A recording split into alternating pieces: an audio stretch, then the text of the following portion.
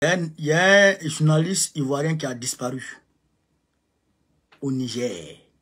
Bonjour monsieur, je me nomme Fulbert Yao, je travaille pour Anadolu Agence et l'Info Express. Monsieur le ministre, depuis le 1er septembre dernier, il y a un journaliste ivoirien du nom de Serge Mathurin, Adou, qui a porté disparu au Niger. Monsieur le ministre, est-ce qu'il y a eu des actions de la part du ministère de la Communication par ricochet de l'État de Côte d'Ivoire pour retrouver ce citoyen ivoirien? Sinon, qu'est-ce qui est envisagé? Merci pour votre question.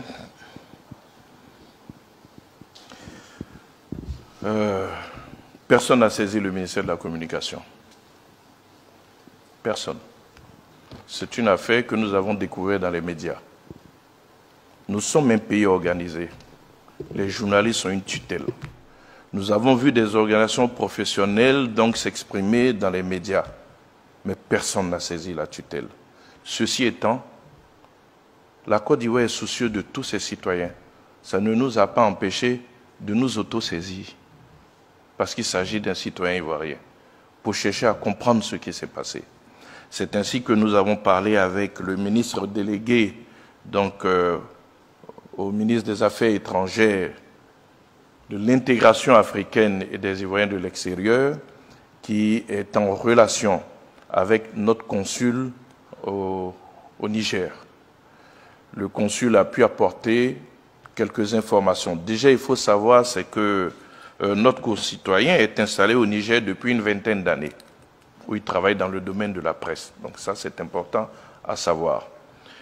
Deuxièmement, toujours, information rapportée par notre consul, il a reçu, je peux même mettre au conditionnel, il aurait reçu un appel de la police judiciaire l'invitant à répondre à une convocation. Information donnée à notre consul par son épouse. Elle n'a pas vu la convocation, elle a juste rapporté une communication que son mari donc lui aurait dit. Et il se serait rendu à cette convocation pour répondre à cette convocation, et c'est là qu'il n'y a plus de nouvelles de lui. Notre consul a saisi des autorités judiciaires qui disent qu'elles n'ont pas d'informations et que, à leur connaissance, il n'a pas répondu à la convocation. Elles reconnaissent avoir adressé une convocation à laquelle il n'aurait pas répondu. Nous ne nous sommes pas arrêtés là. Par le biais donc de notre chargé d'affaires au Burkina, puisque nous n'avons pas d'ambassade au Niger, c'est l'ambassade du Burkina qui couvre le Niger, notre chargé d'affaires a saisi les autorités donc de transition qui disent ne pas avoir d'informations non plus. Nous continuons les investigations. Nous allons saisir donc de façon formelle, après avoir eu ces premiers niveaux d'information, l'ambassadeur du Niger en Côte d'Ivoire pour savoir ce qu'il en est exactement de la situation de notre confrère. Mais ce dont je peux vous assurer, c'est que la Côte d'Ivoire est soucieuse de chacune et chacun de ses fils et de ses filles. Donc nous ne l'abandonnerons pas, seulement il est important que les choses soient faites dans la forme, et c'est ce que nous faisons, en saisissant de façon officielle les différentes autorités, qu'elles soient judiciaires ou de transition au Niger. Le ministère des Affaires étrangères, de l'intégration africaine et des Ivoiriens de l'extérieur, par l'intermédiaire donc du ministre délégué, suit cette affaire-là de façon régulière, et rien que ce matin, donc il m'a fait un point sur la question, et hier nous en avons encore parlé. Mais je précise, c'est une autosaisine parce que ce ministère est responsable des Ivoiriens de l'extérieur et parce que notre concitoyen est journaliste. Voilà pourquoi ces deux ministères se sont impliqués.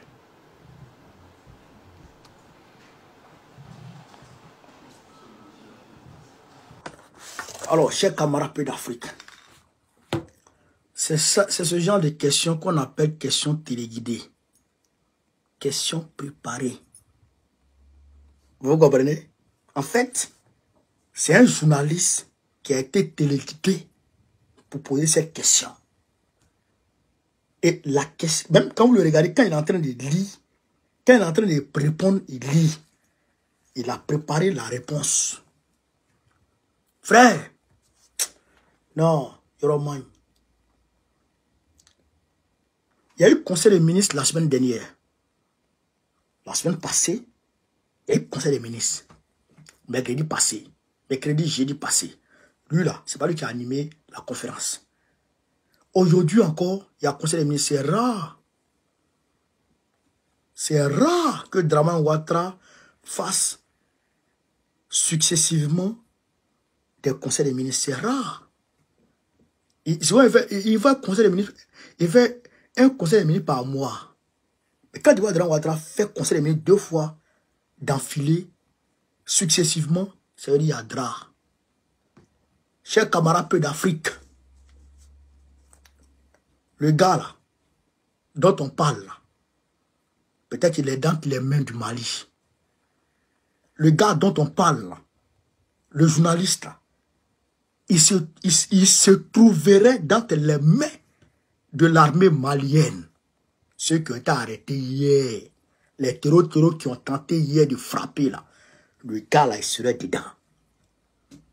Je ne confirme pas, hein, mais selon mes analyses, connaissant Dramane et ses agissements, en tant qu'un terroriste en chef, Dramane Ouattara, qui est terror en chef, un patron des terroristes, un chef des terroristes, connaissant ça, les gens là, le gars là, c'est pas 100% sûr, hein. Il peut être dedans. C'est pourquoi vous voyez qu'ils sont sortis aujourd'hui pour parler de ça.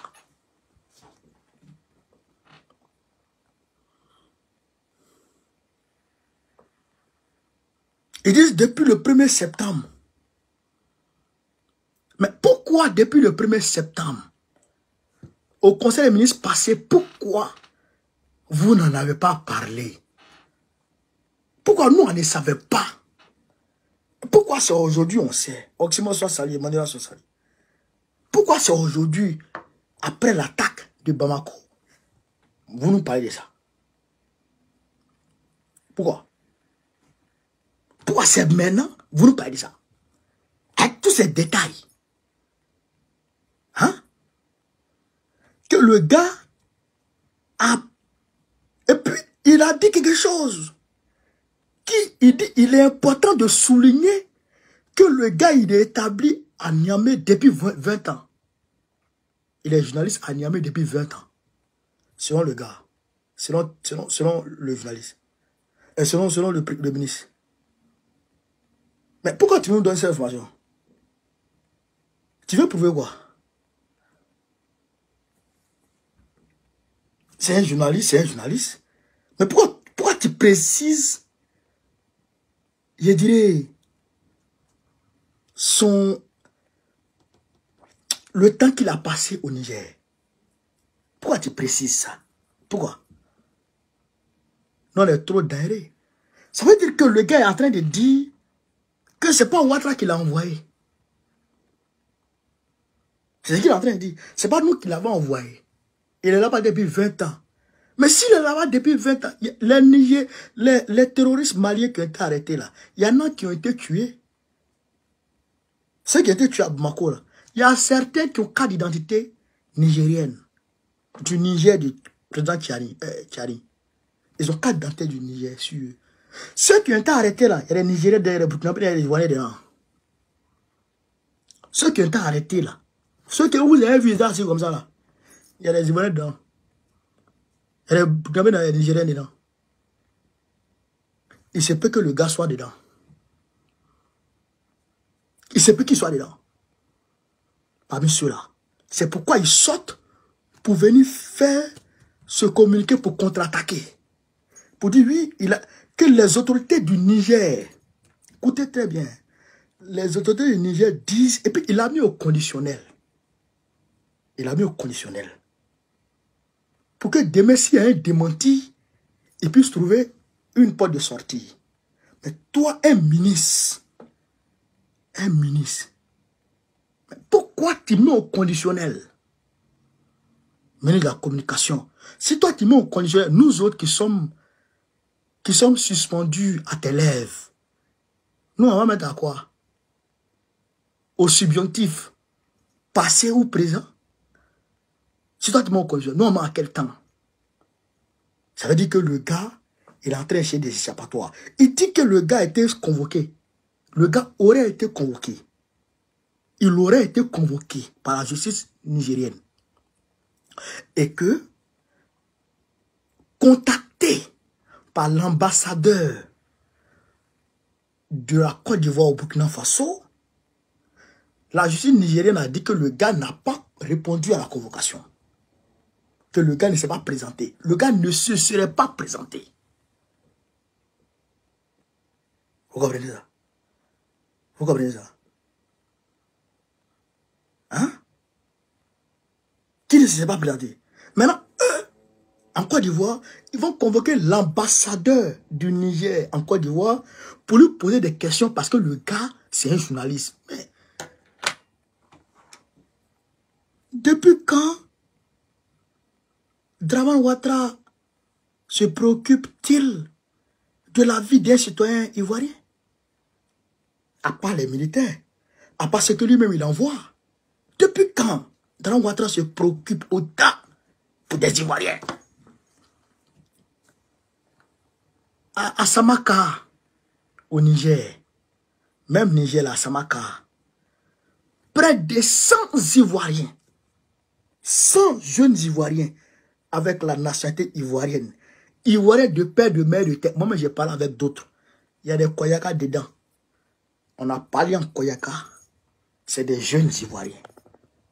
Ils sont là, à Samaka. Ils crèchent la misère. Dramane Ouattara dit qu'il ne les reconnaît pas. Mais pourquoi il se préoccupe autant pour ces journalistes? Qu'est-ce qui se passe? Chers camarades, Dramane est un terreau. C'est ses amis terreau. Il ne dit pas à 100% que j'ai raison. Hein. Mais c'est une analyse qui est pertinente au regard des agissements des dernières années, de ces dernières années de Dramane Ouattara. C'est un déstabilisateur par excellence. Un tueur à gage. Un coupeur de route. Un délinquant de grand chemin. Dramane Ouattara que vous voyez, un bandit de grand chemin. Mais Kokota va te dégoûter dans ces temps-ci.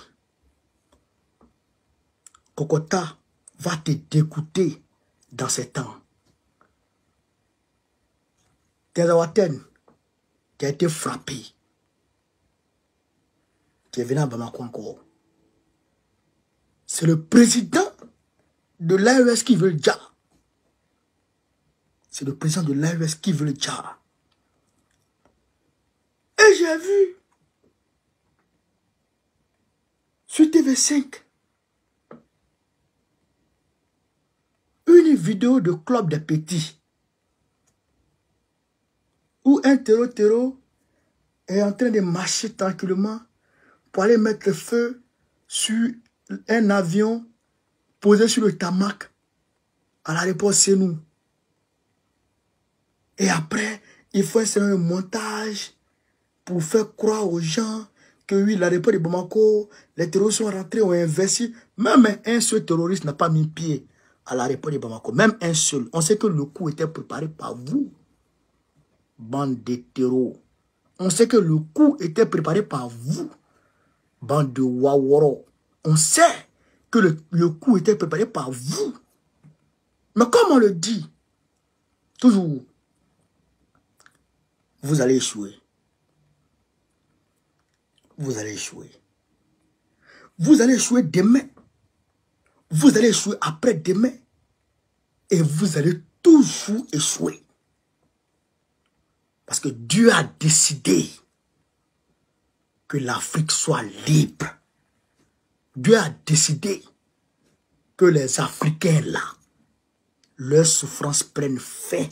Dieu a décidé ça. Et c'est pas vous les Wara là. Vous les Waworo vous les Kodjougou, vous les plaisantins là, qui allez faire opposition à ça, le Dieu suprême, il en a décidé. Et c'est irrévocable, c'est irréversible. Personne, ni rien du tout, ne peut empêcher ça. Donc, si vous voulez là, allez préparer d'autres attaques que ça. Ça va échouer. 2022, ça a échoué. Août 2022. Je dirais juin, août 2022. Parce que les 49 mercenaires étaient venus pour ça. Ça a échoué. Septembre 2024. Ça a échoué encore. Venez encore. En 2025, ça va échouer. Et toujours, vous serez pris par la population malienne. Je voudrais les saluer. Je voudrais saluer les Famas depuis leur position. Chers camarades peu d'Afrique. Le pays de Côte d'Ivoire va sortir le 27 septembre. À Tédia. Le 27 septembre. Vendredi prochain. Toute la Côte d'Ivoire sera en ébullition. À Tédia.